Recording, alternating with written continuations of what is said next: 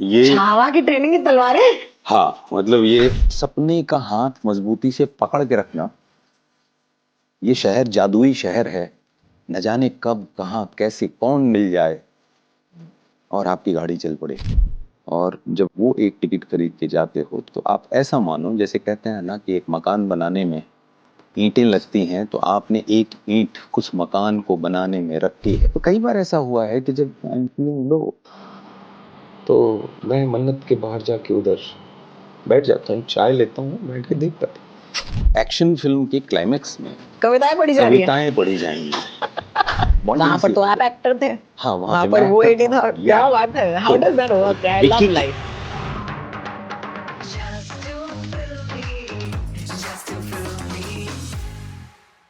It's a good time to be Vineet Singh. It's really a good time. Congratulations. I am meeting you today, 2 weeks after the release of Chhawa and 1 day before the release of Superboys of Malegaon. एक actor के अंदर क्या चल रहा होता है एक दिन पहले उसके रिलीज के? Vineet, let's start with that. कुछ समझ में नहीं आ रहा। सच बता रहा हूँ, बिकॉज ऐसा कुछ पहले कभी हुआ नहीं। और छावा के लिए जिस तरीके का प्यार मिल रहा है, मैंने अपनी लाइफ में कभी ऐसा एक्सपीरियंस नहीं किया। इसके पहले कि मैं थोड़ा इत्मीनान से सेटल होता, थोड़ा सोचता, सुपरबॉयज ऑफ मालेगांव की प्रमोशन शुरू है, तो दोनों के बीच में मतलब एक मज़ेदार कबड्डी खेल रहा हूँ। क्या बात है, क्या बात है। लेकिन बहुत ही मतलब बहुत खास है कुछ। I agree with you. Yeah. बहुत खास है. बहुत खास है। Because I remember meeting you at the Superboys of Malegaon trailer launch, and I think we had just watched Chhawa. So I think बहुत सारी मीडिया वाले भी थे जिन्होंने आपके परफॉर्मेंस को देखा था, and बहुत अप्रिशिएट किया गया है. मेन स्ट्रीम अप्रिसिएशन अलग होती है विनीत. हाँ, पहले हमेशा एक कहीं ना कहीं एक मलाल ये रहता था दिल में कि काम कर रहा हूँ, लेकिन कम लोगों तक पहुँच पा रहा है काम। और इसकी वजह से ये होता था कि 18-20 साल, इवन मुक्काबाज भी होने के बाद, ये बहुत कॉमन होता था मेरे साथ कि कहीं भी ट्रेवल कर रहा हूँ, कहीं भी जा रहा हूँ, लोग पहचान रहे हैं और सेल्फी भी ले रहे हैं और मुक्काबाज की बात भी कर रहे हैं। कोई अगली की बात करता है, कोई वासीपुर की, कोई बॉम्बे टॉकीज़ की, और उसके बाद अचानक से कि sir if you don't mind, आपका नाम क्या है? तो ये एक कहीं ना कहीं मुझे लगता है मेरी तरफ से एक गैप था। मैं काम और मेरे व्यक्तिगत जो पहचान है कि ये विनीत है, ये चेहरा, इसको विनीत के नाम से इस चेहरे को बुलाते हैं, वो नहीं पहुंच पा रहा था। उसको छावा ने, मुझे लगता है, पूरा कर दिया है। मैं थोड़ा सा मतलब हमारा क्या काम है? हमारा काम है आप लोगों का काम देखना, उसे एनालाइज करना, और काम इंसान के बगैर नहीं होता। सो हम आपकी भी ज़िंदगी थोड़ा सा एनालाइज करते हैं। तो आई थॉट कि देखिए, एक ज़माना होता था कि अगर आप टीवी पे आ गए तो आप मशहूर हो गए, लेकिन आजकल के ज़माने में तो आपको वक्त लगता था मशहूर होने के लिए, लेकिन आज पिछले 10 सालों में ऐसा हो गया है चलन कि आप मशहूर तो हो सकते हैं एक रील के साथ भी। बिल्कुल। तो मशहूर होना और इज्जत पाना, ये दो अलग चीज़ें हैं। अब now I think you are getting मशहूर। मैं सही हूँ इस अनुमान? हाँ, मतलब रोहिणी, बड़ी अच्छी एनालिसिस है ये। Thank you. और बिकॉज ही जब मुझे लगता है ये कमी मेरी तरफ से रही है कि ये जो बातचीत है, ये बातचीत मैं नहीं ज़्यादा कर पाया।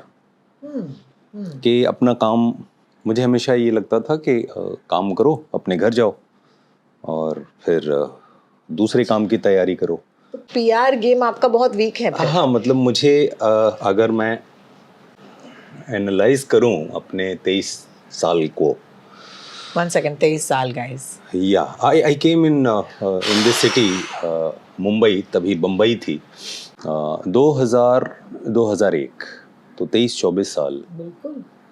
पढ़ाई भी की साथ साथ, तो भाग के जाता था मेडिकल कॉलेज। बट ये जो सवाल है, मुझे लगता है इस 23-24 सालों में 1.5 ईयर का भी पीआर शायद मैंने नहीं किया होगा।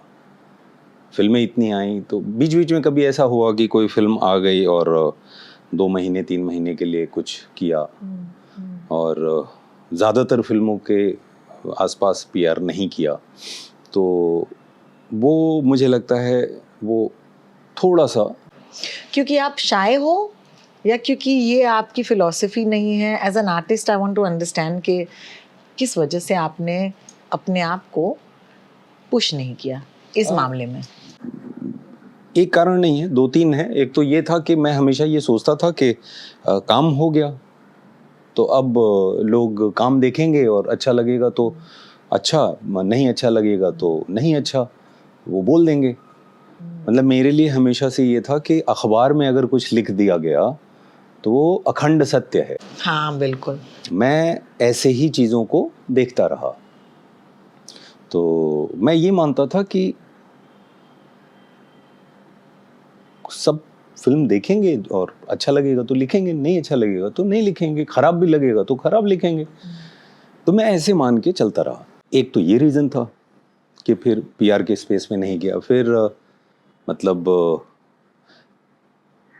आप अपने सीनियर्स से, अपने आसपास के लोगों से सुनते हो, सीखते हो, बिकॉज बहुत सारा पैसा लगता है। वो तो है। तो जब पीआर के लिए अगर बाद में जब ये लगा नहीं यार चलो फिल्म आ रही है, थोड़ा 1-2 महीने तो कर लेते हैं, तो वो 2 महीने 3 महीने के लिए भी मतलब कई बड़े पीआर एजेंसीज तो ये होती थी नहीं हमें 2 महीने में इंटरेस्ट नहीं है, बिकॉज हम लॉन्ग टर्म में कि हम आपकी पोजीशनिंग करेंगे और ये सारी चीज़ें करेंगे। तो वो चीज़ें तब मुझे नहीं समझती थी। मेरे अंदर ये होता था कि लॉन्ग टर्म का मैं मैनेज कैसे करूं। यहाँ तो हर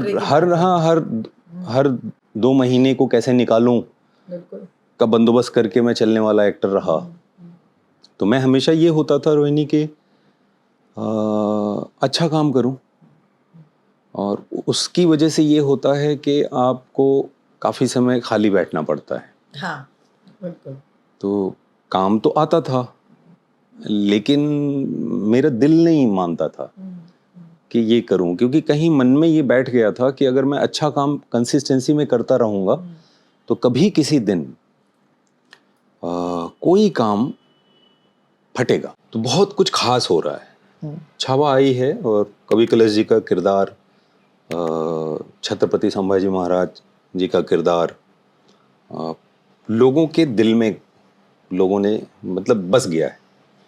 लोग खुद मेरे लिए लिख रहे हैं और लंबी लंबी पोस्ट आ रही हैं, खुद से क्रिएटिव्स बन रहे हैं, बिकॉज मेरी क्षमता इस तरीके का पीआर करने की तो नहीं है। बिल्कुल बिल्कुल। तो लोगों ने मेरी क्षमता से मुझे लगता है 1000 गुना ज़्यादा चीज़ें हो रही हैं, और उसके लिए मैं आप लोगों का धन्यवाद करना चाहता हूँ। बहुत बहुत शुक्रिया। सब मैं कुछ करता ही नहीं, बहुत बढ़िया। कुछ हाथ नहीं लगाता है, चीज़ें जा रही हैं, मतलब मिलियंस में लोग कैसे हो रहा है मुझे नहीं मालूम। तो ये सब आप लोगों ने जो किया है, आप लोगों का ही धन्यवाद है। ये कवि कलश, ये विनीत आपका ही है।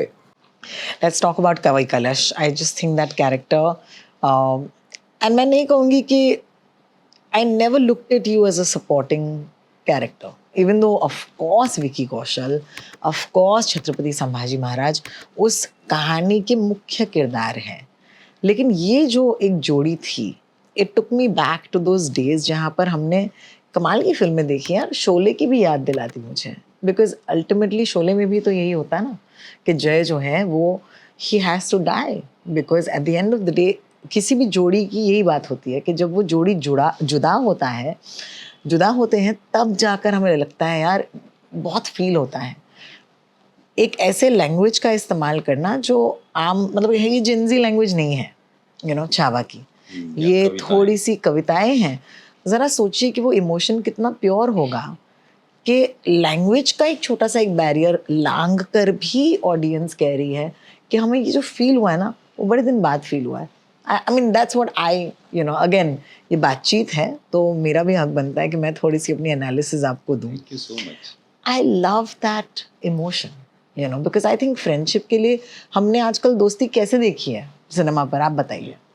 दोस्ती जो होती है वो ऐसे होती है कि दो दोस्त होते हैं, फिर उनके बीच में कोई कलेश हो जाता है और फिर उसके बाद दे कम बैक टुगेदर, यहाँ कलेश नहीं कलश हो रहा है भाई. So and the weird thing is it's the same emotion in supervisor Malegaon. दोनों दोस्ती पर ही आधारित हैं. And they're both coming out in the same month. I mean, couple of weeks ahead. So let's go back to Kavi Kalash. There is a scene. It is the scene. It is the scene of scenes. It is the scene why I will tell everybody to watch Chava. If you've not watched Chava, ये scene के लिए देख लो यार.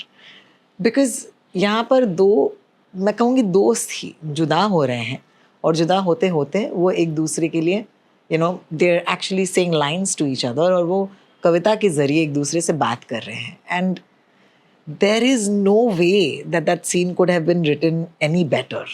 उसकी लिखाई में, उसके performance में इतने गुण हैं. तो मैं आपसे पूछना चाहती हूँ कि ये जो सीन था, जब आ रहा होता है, एक्टर को भी बताना था ना ये सीन आ रहा है. What was your and Vicky's process to do this scene with each other? आप लोग एक दूसरे को कैसे ये रिहर्स करते थे? सबसे पहले तो मैं ये लक्ष्मण सर को धन्यवाद देना चाहता हूँ कि उन्होंने इस किरदार के लिए मुझे चुना. और मैं बता रहा हूँ, मेरा कोई ऑडिशन नहीं लिया. Vaibhav Vishant, he is the casting director, and Laxman sir ने ये बोला था मुझे इस किरदार में, कवि कलश के उसमें विनीत आप ही दिख रहे हो. मेरे पास एक तस्वीर भी नहीं थी रोहिणी जो पीरियड में ऐसी कुछ हो जो देखा जा सके. It was pure his conviction.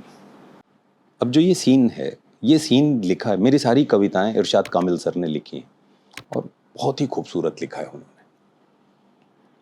जब सीन की प्रिपरेशन के दौर में थे हम लोग, तो मैं, विक्की, हम लोग सीन पढ़ते थे लक्ष्मण सर के साथ और कई राउंड हम लोगों ने रीडिंग की. तो हम दोनों को इंतजार था इस सीन का, है ना? हाँ. और एक डर भी था, डर इस बात का कि ये बहुत रेयर है कि फिल्म, एक्शन फिल्म के क्लाइमेक्स में कविताएं पढ़ी जाएंगी. तो ये एक ये That's so true. I love this. It's so true. तो ये अब हुआ भी ऐसा था हिस्ट्री में कि कविताओं में ही कवि कलश जी और छत्रपति संभाजी महाराज के बीच में संवाद हुआ था. तो वो एक फियर भी था, बिकॉज ये कविताएं कैसे पढ़ी जाएंगी, इसका मीटर क्या होगा, ये हमें नहीं पता. अब जैसे कुमार विश्वास जी की वो कविता है ना कि कोई दीवाना कहता है, कोई पागल समझता, ऐसा. ये जो धुन है, अगर ये धुन ना हो तो इसको कैसे पढ़ें. तो वो शब्द लिखे थे, तो I was just figuring out कि मैं कैसे पढ़ूं मेरी इन लाइंस को. बिल्कुल. तो खोजते खोजते खोजते खोजते वो सुर कहीं मिल गया. और विक्की के लिए, अच्छा, लक्ष्मण सर ने रीडिंग में, रोहिणी, हम दोनों लोगों को बोला था कि मैं सीन को ऐसे देख रहा हूँ, और उन्होंने जो डिस्क्राइब किया था रीडिंग के वक्त, एग्जैक्टली वो विजुअल मैंने जब फिल्म देखी तो वो मुझे याद आ गया कि सर ने यही तो बोला था. ही शॉट एग्जैक्टली दैट वे, और वो ऐसा टच किया है लोगों को. और उस सीन में कई खास चीज़ें हैं. अब जैसे विकी के लिए क्या था, मैं जब शुरू करता था सीन, तो विकी के लिए एक भाई वाला मेरे अंदर एहसास रहता है कि हम लोगों ने गैंग्स ऑफ वासेपुर साथ में की थी. He was behind the camera, वो असिस्टेंट टीम में असिस्टेंट डायरेक्टर था, एंड मैं एज एन एक्टर था. तो एक बॉन्डिंग सी हो गई थी वासीपुर के सभी एडीज के साथ. हाँ, एक बॉन्डिंग. वहाँ पर तो आप एक्टर थे. हाँ, वहाँ पे मैं वो एक्टर एडी था. क्या बात है. How does that work? I love life. Vicky clap देता था, तो विकी को देखता था तो मुझे याद आता था, बिकॉज मैं जब असिस्टेंट डायरेक्टर था तो मैं क्लैप ही पकड़ता था. काम चाहे कुछ भी करा लो, लेकिन एंड ऑफ द शॉट मैं भाग के आता था कि ये शॉट खत्म हो गया, अभी क्लैप मेरे हाथ में दो. क्योंकि डायरेक्टर और एक्टर के बीच में क्या कन्वर्सेशन हो रही है, जिसके हाथ में क्लैप होता है वो सुन पाता है, वो 90% सुन पाता है. तो हाँ, तो विक्की को वो जब मैं करते देखता था तो मुझे मेरे दिन याद आते थे. तो ये एक वो था. बाद में विक्की ने जब एज एन एक्टर चीज़ें शुरू की तो हमेशा फ़ोन पे बात होती थी, मुझे अच्छा लगता था, उसकी ग्रोथ देख के अच्छा लगता है। And is very hard working, very sincere and very talented है। और हम लोगों की बॉन्डिंग ऐसी रही, वो जो था एक ब्रदरहुड, वो निकल के आता है स्क्रीन पे। That's so true because that is the scene. Yeah. And ये बिना अच्छे एक्टर फिर भी कर लेंगे चलो लेकिन ये अच्छी एक्टिंग से थोड़ी सी ज्यादा लगी मुझे. या पर्सनल था। There was so much personal relationship and रो रहे हैं यार हम थिएटर में रो रहे हैं. Also let me tell you, पता नहीं क्यों इस फिल्म के बीजीएम की बहुत बात हुई है. स्ट्रेंज कोई कहता है बहुत अच्छा है, कोई कहता है बहुत ही इंट्रूसिव है. रहमान की बात हो रही है तो सब चुप ही रहो. द रहमान, तो सब चुप ही रहे. But this scene, I think one of the highlights of this scene is that BGM भी यहाँ है. उसके ऊपर आपको बात करना है. How did you do that? Was it playing on the set? Were you all actually screaming? Did you feel aware कि भाई उसे सुनाई देना चाहिए कि मैं क्या बोल रहा हूँ? लक्ष्मण सर ने जो ब्रीफ दिया था रोहिणी कि जब कवि कलश को ले जाते हैं तो दोनों लोग, ये बैक है महाराज की और ये बैक है कवि कलश की. अब ये दूर जा रहे हैं तो कवि कलश इज वॉकिंग, महाराज को बांध रखा है. तो ये था जैसे जैसे डिस्टेंस बढ़ेगी वैसे वैसे वॉल्यूम ऊपर जाएगी. तो वो मीटर हमें खोजना था और वो वैसे ही हम लोगों ने अप्रोच किया. मैं सीन शुरू करने के पहले तो बैक थी तो मैं मुड़ के विकी को देखता था और वो बधा था. मेरे अंदर यही रहता था, मेरे भाई को बांध रखा है. मतलब मैं इमोशन ऐसे ही ले रहा था, मेरे भाई को बांध रखा है, मेरे जिगरी को बांध रखा है, जिसके लिए मैं अपना सब कुछ बिना किसी सेकंड थॉट के न्यौछावर करने को तैयार हूँ. और मतलब खून टपक रहा है, छील के रख दिया लोगों ने, ये सब सोचता था. प्लस मैं गया था तुलापुर फिल्म शुरू होने के पहले, जहाँ पे कवि कलश जी की और छत्रपति संभाजी महाराज जी की समाधि है.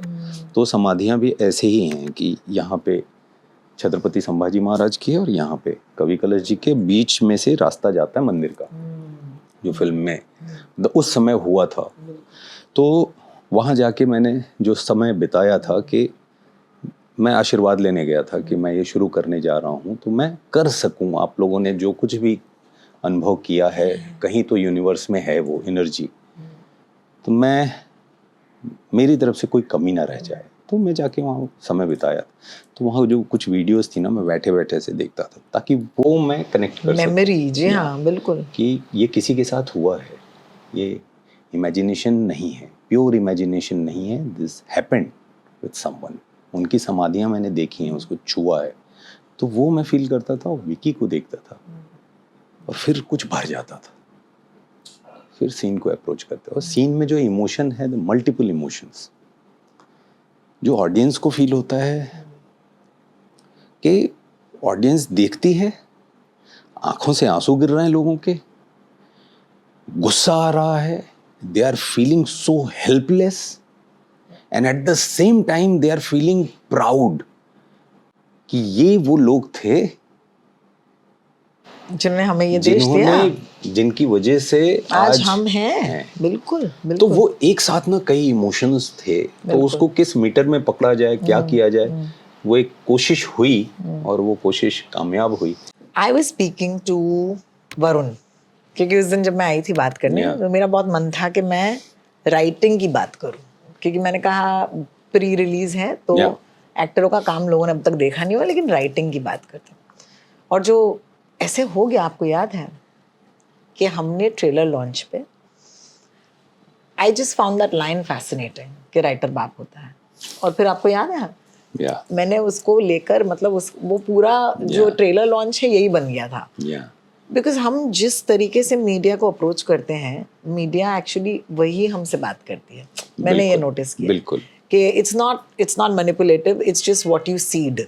अगर आपको कुछ पसंद आए और आप वो सीड करो तो लोग उसके बारे में बात करेंगे. This is the way it works. बस ये लोगों को समहाउ ये चीज टच भी बहुत कर गई ना, इमीडिएट ऐसा मुझे टच कर गई. That's why I was so excited about this line. But what I appreciated is that interview में जब मैंने वरुण से ये बात की, the first thing he said कि ये तो विनीत की लाइन है भाई. just the context of the film and how, Bilkul. and it was an improvised line by Vineet on the sets. But Really? yeah, it was. What? Yeah. This I did not know. So the writer of the film told me that the greatest line of the film, according to me, is not a line that he wrote. It's you. तो बाप कौन है यहाँ पर? ये तो वरुण भाई का बड़प्पन है। सी इम्प्रोवाइज करने की एक आदत रही है। अब सीन इतना अच्छा लिखा था और मेरा जो थोड़ा राइटिंग का अनुभव है, इतना ज़्यादा तो नहीं लिखा हूँ। मुक्काबाज लिखी है मैंने क्यों? मेरे सिस्टर वो ने। अगली का पूरा सीन इम्प्रोवाइज था, मुझे याद है। हाँ, वो जेल वाले बट सीन में। हाँ, बट उसके लिए राइटिंग का क्रेडिट तो मतलब वो क्रेडिट बिलोंग्स टू राइटर्स। बिल्कुल। ऑलरेडी राइटर्स की बहुत सारी हक के हिस्से जो है इधर उधर चले जाते हैं। बिल्कुल।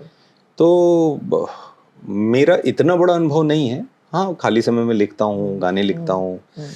मुक्काबाज लिखी थी सिस्टर के साथ, कुछ और भी चीज़ें लिखी हैं हम लोगों ने, बट इतना अग्रेसिवली तो नहीं लिखता ना। बिल्कुल बिल्कुल। तो वो सीन पूरी स्क्रिप्ट आप देखेंगे फिल्म तो सुपरवाइजर मालेगांव में मतलब बहुत सारी चीज़ें ऐसी हैं जिसको आप अपने साथ लेके जा सकते हैं।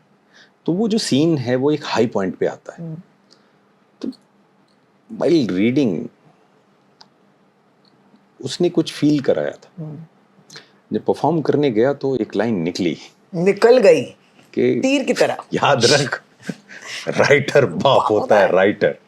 मुझे तब ये नहीं पता था कि ये ऐसे जाने वाली है, बट मैं देख रहा हूँ कि सिटी टूर भी हम लोगों ने किया, ट्रेलर लॉन्च, हर इंटरव्यू में इस लाइन की इतनी चर्चा हो रही है कि पता नहीं कुछ ऐसा है कि लोगों को कनेक्ट कर गया। बिल्कुल। मुझे बहुत सारे फोन्स आए लोगों के कि ये हमने जो है बना के अपने डेस्क पे रखा हुआ है। टी शर्ट बना दिया लोगों ने यार, इट्स अमेजिंग। टी शर्ट, झोले और बहुत सारी चीजें। तो मैं ये क्रेडिट मेरे डायरेक्टर और राइटर को ही देना चाहूँगा कि उन्होंने कुछ ऐसा लिखा था और रीमा ने मुझे वो मौका दिया कि हाँ बोल लो। I think you and Reema go back from gold, right? Yes. उससे पहले कोई काम नहीं हुआ था। Gold was the first time. मैं लक्ष्य के लिए मतलब लक्ष्य वाज फरहान्स फिल्म। लक्ष्य के लिए मैंने ऑडिशन दिया था बहुत पहले। ओह माय गॉड। और मेरा नहीं हुआ था। Oh shit, oh my God. हाँ, मेरा नहीं हुआ था। और उसके बाद कट टू कई सालों के बाद एक्सेल के साथ जो मिला वो दैट वाज गोल्ड। मिला तो गोल्ड मिला। गोल्ड मिला, बिल्कुल। So I think that she saw your work, so it wasn't a surprise, but at the same time आप एक डायरेक्टर के साथ काम करते हो, बीच दौरान वो दूसरों के साथ काम करते हैं, और फिर जब आपको फ़ोन आता है उन्हीं की एजेंसी से या कास्टिंग से, तो आपको लगता है क्या बात है यार, आज विनीत को याद किया है। So how do you approach that? You know, do you ask directors that why did you think of me? नहीं, मतलब वो भाव को मैं महसूस करता हूँ, है ना? हाँ, मैं महसूस करता हूँ तो उसे शब्द नहीं देता। जी हाँ। बहुत होता है तो मैं ऐसा हाथ पकड़ लेता हूँ और बस थैंक यू बोल के चला जाता हूँ। तो इस मामले में बहुत एक्सप्रेसिव नहीं हूँ। कैसे डायरेक्टर हैं रीमा? अमेजिंग, या, and she is very particular. हाँ, वो मतलब she is a writer also. Yes. तो किरदारों की समझ बड़ी कमाल की रहती है। बिल्कुल, कि कोई किरदार ये क्यों कर रहा है, और अगर उससे परे जाके आप कुछ करोगे तो she is the one immediate, नहीं वो मत करो, उसकी जरूरत नहीं। बिकॉज डिटेलिंग इतनी हो चुकी होती है रीमा के सेट पे कि रीमा को मतलब ये डिस्कशन, मुझे ऐसा लगा, मैंने ये अनुभव किया है कि अगर ये चीज़ यहाँ रखी है तो ये ही क्यों है, और इस शेप में क्यों है, और इसका कलर ऐसा क्यों है, इस पे रीमा का अच्छा खासा डिस्कशन हो चुका होता है। और रीमा का अपना एक पॉइंट ऑफ व्यू होता है, why this shape, why this colour, why this kind of texture. And obviously team होती है, लेकिन एक रीमा का है कि अगर कोई चीज़ बैकग्राउंड में है तो शी इज़ द वन की वो वहाँ क्यों है, ये कभी नहीं था, कभी नहीं था। शी वाज लाइक कि मैंने कभी नहीं बोला था कि ये चीज़ यहाँ पे होगी। तो हर एक सीन में जो कुछ भी दिखता है उस पे पहले से बहुत डिटेलिंग हो चुकी होती है। इनफैक्ट जब एज अ फरूक मेरा लुक टेस्ट चल रहा था तो ऐसा नहीं था कि सिर्फ डायरेक्शन टीम थी और रीमा वाज जस्ट देयर, मतलब मेरा ये लुक टेस्ट चल रहा है, रीमा जस्ट अराउंड कि हो जाए तो मुझे दिखाओ कि एक स्टेज हुई, no I am not liking this, I am not liking this, मुझे ऐसा हेयर चाहिए, मुझे ऐसा हेयर चाहिए, मुझे ये करके दिखाओ। No she is out waiting, They take it seriously. या तो Excel she takes it was seriously. Just around जब तक वो हो नहीं गया। इनफैक्ट पहले लुक टेस्ट में हम लोग वो अचीव नहीं कर पाए थे जो रीमा को चाहिए था। देन अगेन दैट हैपेंड, तो मल्टीपल टाइम्स एंड फाइनली जो फरूक दिख रहा है। I think it's still a huge risk, this film. And I'm talking about यार क्या चल रहा है बॉक्स ऑफिस पर। I mean, किसी को कोई आइडिया नहीं है क्या चलेगा क्या नहीं चलेगा। So sitting one day before the release, guys, I watched the film, I love the film, right? लेकिन किसी फिल्म को देखना और इसे पसंद करना आज के ज़माने में काफ़ी नहीं है, you know. उस फिल्म को पहुंचाने के लिए लोगों तक बहुत एफर्ट लग रही है आजकल। Oh my God. So how much does the box office success of Malegaon, क्या इसकी बात भी हुई है कभी कि हम थिएट्रिकल जा रहे हैं? बिकॉज एक ज़माना हुआ करता था जहाँ पर यार हम तो कुछ भी देखते थे यार। लाइक ये दिल लगी is my favourite example. You remember the film ये दिल लगी? यू नो यहाँ पे दो भाई हैं, दोनों को एक ही लड़की से बारी बारी प्यार हो जाता है। एक स्टोरी उस फिल्म की, वाई अभी लुटेरा री रिलीज हो रही है, क्या कहानी है लुटेरा की। जगह होती थी फिल्मों की अलग अलग कहानियों की, आई थिंक वो जगह कम हो रही है। तो I want to know as an actor, does this matter? बहुत फर्क पड़ता है जब एक फिल्म थिएटर में रिलीज होती है और ऑडियंस टिकट खिड़की से, मैं टिकट खिड़की बोलता हूँ, है ना। अभी ठीक है, आप बुक माई शो से या कहीं से भी आप जाते हो, खिड़की हम सब के लिए खिड़की ही है। टिकट की खिड़की है ना, उसकी एक टिकट खरीदता आप लेते हो और थिएटर में जाके फिल्म देखते हो, तो उससे आपके एक्टर के जीवन पे तो बहुत फर्क पड़ता है, डायरेक्टर के जीवन पे बहुत फर्क पड़ता है, उस फिल्म से जुड़े लोगों के जीवन पे बहुत फर्क पड़ता है। अगर आप अपने एक्टर को पसंद करते हैं, डायरेक्टर को पसंद करते हैं, राइटर को पसंद करते हैं, और जब आप वो एक टिकट खरीद के जाते हो तो आप ऐसा मानो जैसे कहते हैं ना कि एक मकान बनाने में ईंटें लगती हैं, तो आपने एक ईंट उस मकान को बनाने में रखी है, वो आपका एक टिकट। लेकिन अगर आप जब थिएटर में जाके वो फिल्म नहीं देखते हो तो वो एक ईंट की कमी रहती है। और अगर आप ऐसे 1,00,000 लोग हो तो ऐसी 1,00,000 ईंटों की कमी उस एक्टर के जीवन में बनी रहती है। उसकी वजह से उस एक्टर को किस किस चीज़ से गुजरना पड़ता है आप सोच नहीं सकते।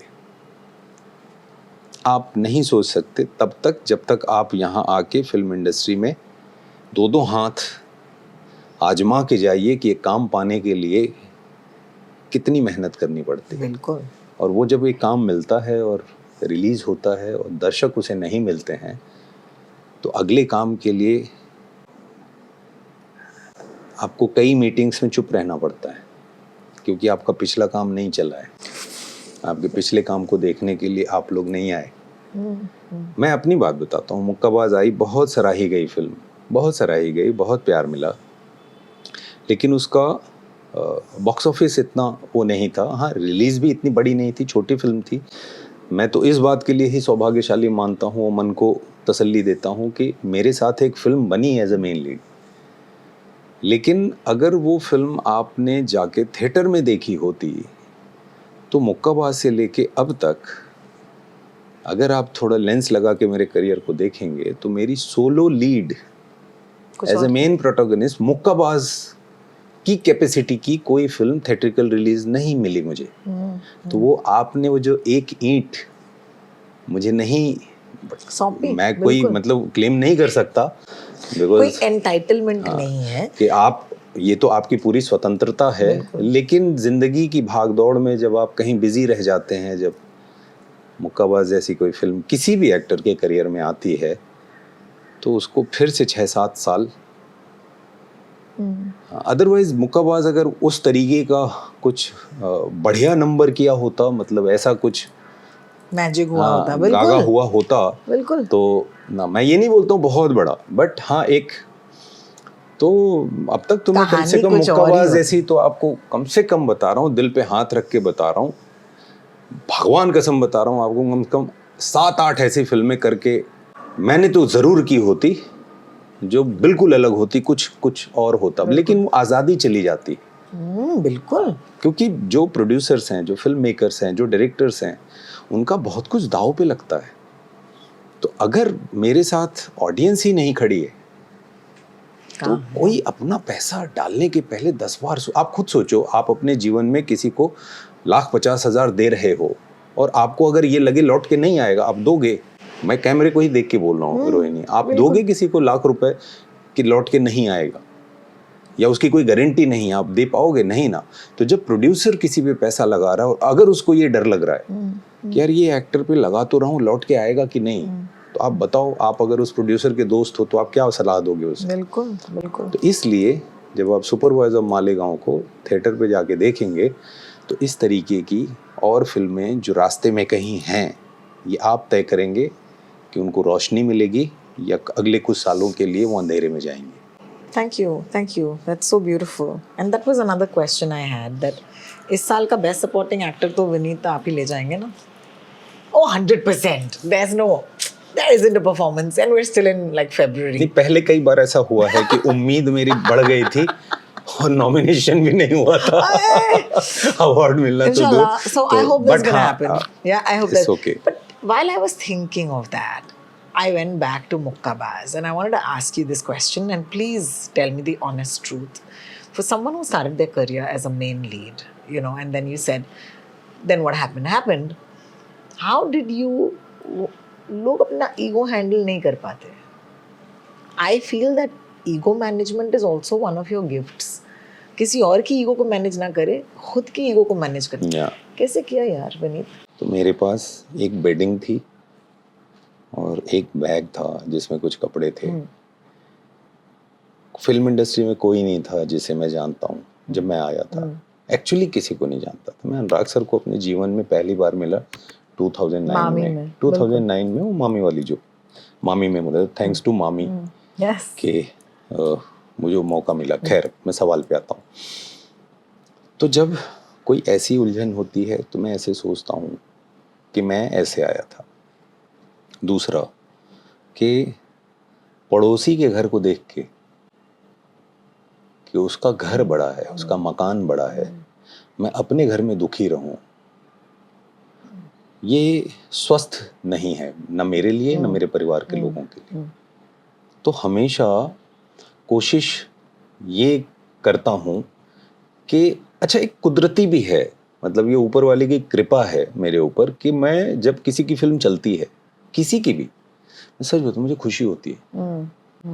बिकॉज मैं ये मानता हूं कि यार अगर विक्की की फिल्म चलती है, विक्की अच्छा करता है, राजकुमार की फिल्म चलती है, राजकुमार राव अच्छा करता है, जयदीप की फिल्म चलती है, जयदीप का शो चलता है, जयदीप अच्छा करता है, मनोज बाजपेयी, मनोज भाई अच्छा करते हैं, नवाज भाई की कोई फिल्म, मुझे ऐसा लगता है ना कि इनके होने की वजह से मेरे लिए आसानी ये है कि अगर इनका ये हुआ है तो कोई प्रोड्यूसर तो ये सोचेगा कि यार विनीत भी कर सकता है ये।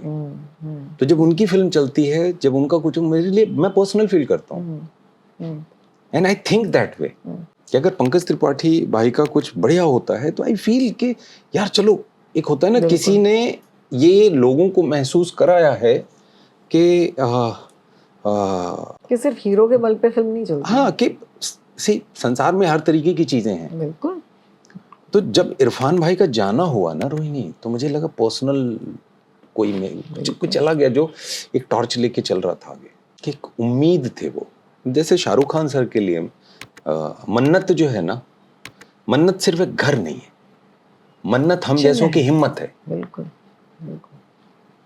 कि वो मन्नत एक ऐसा पता है जो ये बताता है कि इस शहर में आपका एक मकान हो सकता है। मन्नत इस बात का प्रमाण है जो उन बच्चों को, उन सपने देखने वाली आंखों को एक हौसला देता है। बिल्कुल। कि सपने का हाथ मजबूती से पकड़ के रखना, ये शहर जादुई शहर है, न जाने कब कहाँ कैसे कौन मिल जाए बिल्कुल। और आपकी गाड़ी चल पड़े और आपकी और इस मन्नत शहर में पूरी हो आपका जाए। भी 2 कमरा हो। बिल्कुल तो बिल्कुल। ये ऐसी ऐसी मैं चीजों को ऐसे देखता हूँ। तो कई बार ऐसा हुआ है कि जब आई एम फीलिंग लो तो मैं मन्नत के बाहर जाके उधर बैठ जाता हूँ, चाय लेता हूँ, बैठ के देखता था। तो मैं सोचता ये था कि अगर शाहरुख खान सर यहाँ आके, ये मकान नहीं ये हिम्मत है, बिल्कुल है। तो जाके ऐसा बस फील करता हूँ और फिर चुपचाप चला आता था कि एक हौसले का टुकड़ा लेके, because you feel some time low in your life, you have to just figure it out. कहीं से क्या करोगे कैसे मालूम नहीं। तो कभी मैं ये कर देता था, कभी वो टर्मिनेटर की फिल्म, जो टर्मिनेटर में एक विलन है जो टूट जाता है फिर मेल्ट हो जाता है, फिर धीरे धीरे जुड़ के खड़ा हो जाता है। तो उसकी वो ताकत को मैं मानता हूँ कि भाई बार बार लाइफ में तुम टूटोगे, बिखरोगे, पिघल जाओगे, लेकिन जुड़ने के लिए तैयार हो या नहीं, इसी से आगे की कहानी लिखी जाएगी। तो कभी कभी वो टर्मिनेटर का वो सीन मैं कहीं से खोज खाच के देख लेता हूँ। कभी अटल जी की कविता याद करता हूँ, हार नहीं मानूंगा, रार नहीं ठानूंगा, काल के कपाल पे लिखता मिटाता हूँ, गीत नया गाता हूँ, गीत नया गाता हूँ। कभी पापा की वो लाइन, हारियो न हिम्मत, पिसारियो न हरि नाम। तो कब क्या कैसे आपको थोड़ा हौसला दे जाए, बिकॉज ये आपको ही करना है। तो मेरा ईगो वीगो आड़े नहीं आता। प्लस एक बार जब मैंने हाँ कर दिया कि ये मैं कर रहा हूं, तो अब उसे मैं अपनी जिम्मेदारी मानता हूं। फिर मैं सच बताऊं, आप मुझे ट्रेनिंग के लिए बुलाओ मत बुलाओ, मैं खुद से चीजें करता रहता हूं। और मैं किस लेवल पे करता हूं, अब ये जिक्र, मैं अभी इंटरव्यू से उठ रहा हूं और वापस आ रहा हूं, लाके दिखाता हूं कि किस लेवल पे जाता हूं। ये छावा की ट्रेनिंग की तलवारें। हाँ, मतलब ये बड़ी तलवार लेके आया, ये छोटी तलवार लेके आया, ये लकड़ी की तलवार लेके आया। ओह माय गॉड, ठीक, खूबसूरत यार। तो ये मैं खुद से करता हूँ। करेक्ट। और मतलब लोग परेशान हो जाते हैं कि भाई इतना क्यों कर रहा, लेकिन मुझे लगता है कि जब ट्रेनिंग शुरू हो तो ऐसा ना हो जाए कि मेरा शॉट जब सेट पे हूँ मेरी वजह से रीटेक हो रहा है, क्योंकि मैं तैयार नहीं हूँ मेरे बीट के लिए। बिल्कुल बिल्कुल, ऑफ कोर्स। तो पत्नी इस बात के लिए परेशान रहती है कि आप दिन भर तो ट्रेनिंग कर लिए, अब क्या करेंगे? रात के 1:30 बजे टेरेस पे क्या कर रहे हो आप? हो गया ना। और इन तलवारों का क्या करें? बट इसमें बहुत इमोशनल वैल्यू है। I don't think you should ever give them away, you should keep them, you should frame them. इन्होंने आपका साथ दिया है। यस यस, इन्हीं की वजह से तो हूँ। अब क्या, now where do we see you? I am very excited. Of course theatre में सुपर बॉयज ऑफ मालेगांव, लेकिन उसके बाद इसके बाद आएगी एक कबीर खान सर का शो है रंगीन। फिर मैत्री मूवी मेकर्स की एक फिल्म है जिन लोगों ने पुष्पा बनाई है, मैत्री movie makers and people media factory. उसके डायरेक्टर हैं गोपीचंद मिलेनिनी। फिल्म का नाम है जाट, जो मेरे जाट का ट्रेलर निकला है, टीजर आया। हाँ, टीजर निकला है। तो सनी देओल सर के साथ काम करने का मौका मिला। उनकी बहुत सारी फिल्में ब्लैक में टिकट खरीदी, लिटरली हाथ डाल के छोटी वाली टिकट विंडो से निकाल के देखी हैं। वो है या he is oh my God, Sunny Deol जैसा। You think he Sunny Deol, but he is so sweet. Yes he is, he is a sweet person, the है ना? Image on screen is so powerful. And वो हैं भी, लेकिन जो रियल साइड ऑफ हिम है is like so soft, very kind. So मतलब शब्द भी ऐसे निकलते हैं कि बहुत ही मुलायम, प्यारे। That's the word. He's an absolute coconut, guys. Yeah, he is. Inside is very soft. तो वो है। फिर एक अनुराग सर की फिल्म है और एक Anurag Kashyap, and you are coming back, buddy. I love it. And एक मेरे दोस्त हैं आशीष आर्यन, उन्होंने एक एंथोलॉजी डायरेक्ट की है। एक्सपेरिमेंट करता रहता हूँ, तो वो एक फिल्म है। So good.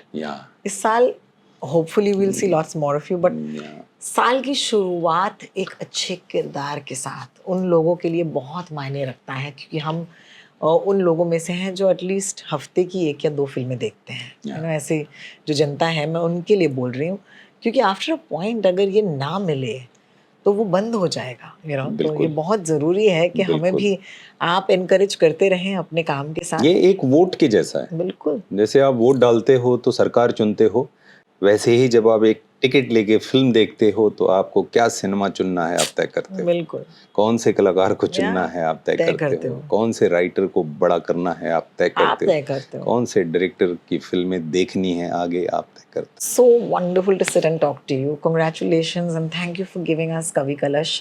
Thank you for giving us Farooq, because you're going to watch that in the theaters, and it's lovely to talk to you. Thank you so much Rohini, Thank you. Thank you so much. नमस्कार, मैं हूं विनीत कुमार सिंह, मैं एक अभिनेता हूं और मैंने रोहिणी रामानाथन से खूब सारी बात की है। जैसे मैंने ये रंग पहन रखा है, रोहिणी ने कुछ ऐसा ही अलग रंग पहन रखा है, तो ऐसी बहुत सारे रंगों की बातें हुई हैं, बहुत सारा इमोशन, बहुत सारी पर्सनल चीज़ें, फिल्मों की बातें हुई हैं। एंड आप इस चैनल को सब्सक्राइब करिए और ये इंटरव्यू देखिए, आपको अच्छा लगे तो शेयर करिए, लाइक करिए। चैनल का नाम है जस्ट टू फिल्मी, हम सभी फिल्मी हैं।